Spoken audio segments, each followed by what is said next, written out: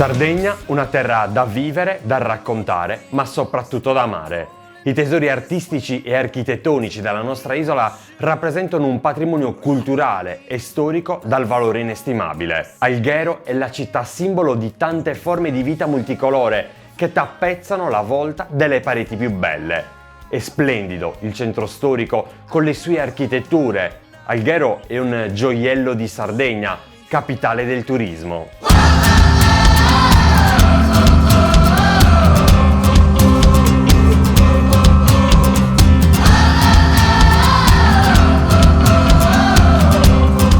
I muri di roccia che affondano nel mare e che proseguono la loro corsa sott'acqua rappresentano la fantasia della natura che ha saputo disegnare ogni ambiente. È intramontabile il fascino dei bastioni della città catalana e Alghero, caso veramente sporadico in tutta Italia, conserva gran parte delle mura che storicamente la cingevano.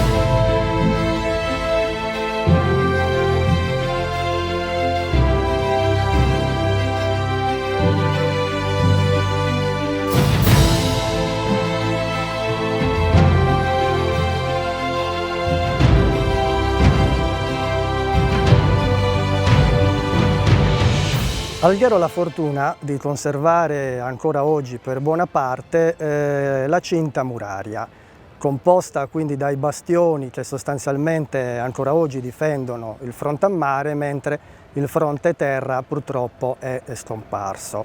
L'importanza dei bastioni ad Alghero sta a segnalare l'importanza strategica che questa città aveva a partire già dal XIII secolo, sostanzialmente dalla sua fondazione. Dopodiché col tempo questi bastioni vengono rimaneggiati dalla prima cinta muraria che possiamo definire di epoca genovese a quella cinquecentesca, quando praticamente con la conquista catalana, quindi dal 1354 in poi, i bastioni vengono ulteriormente modificati. Con la conquista aragonese della Sardegna, la città di Alghero, il più importante avamposto dei Doria nel settentrione isolano, venne espugnata nel 1353 e nell'anno successivo venne definitivamente assoggettata da Pietro IV il Cerimonioso. I conquistatori dedicavano un costante impegno economico alle fortificazioni, tanto che nel XV secolo le disposizioni per la loro manutenzione affiancavano quelle per il miglioramento dell'economia della vita. Si impediva agli estranei di accostarsi alle mura, si incentivava la pratica delle armi fra i civili e si riservavano attenzioni del tutto straordinarie alle porte della città.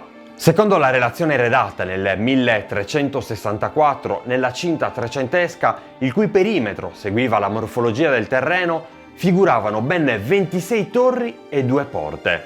La Torre dello Sperone, oggi conosciuta con il nome di Torre Sulis, fu costruita nella prima metà del XVI secolo e costituiva uno dei baluardi della fortificazione algherese e certamente era tra le torri più maestose della città.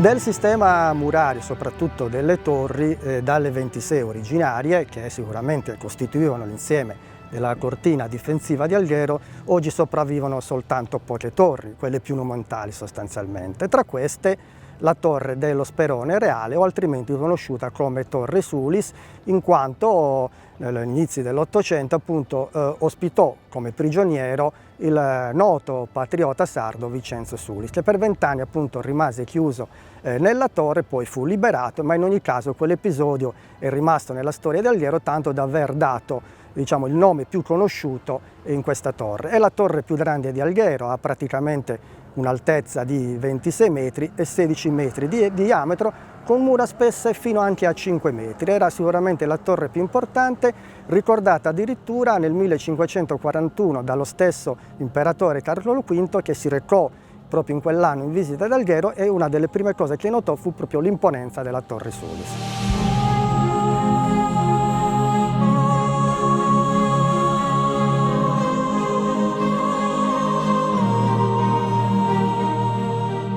Con la cancellazione di Alghero dal novero delle città di importanza strategica per la difesa, avvenuta col Regio Decreto firmato il 25 aprile del 1867, anche le mura persero così di importanza ed iniziò un'opera di smantellamento della parte lato terra per favorire così l'espansione urbanistica della città. L'importanza della città termina poi alla metà più o meno del XIX secolo, quando viene a cessare la sua dimensione di città-fortezza e pertanto con l'espansione della città sul fronte terra le mura vengono abbattute per, allora questo era il pensiero, consentire l'espansione urbana. Oggi la valenza storico-culturale che rimane certamente nella coscienza di tutti è accompagnata da un valore, possiamo definirlo sociale, in quanto i bastioni di Alghero rappresentano nell'attività quotidiana, soprattutto nell'estate, un luogo di passeggio, anche perché dai nostri bastioni si può ammirare la baia di Alghero e soprattutto i famosi tramonti che poi appunto vanno a completarsi dietro il promontorio di Capocaccia. Ma proprio per mantenere un po' l'aspetto storico e l'aspetto anche sociale, negli anni passati abbiamo voluto collocare presso i bastioni delle catapulte a testimoniare che questo era un luogo storico importante e fortificato, in modo tale che non prevalesse l'aspetto, diciamo, della passeggiata quotidiana, pur esso importante.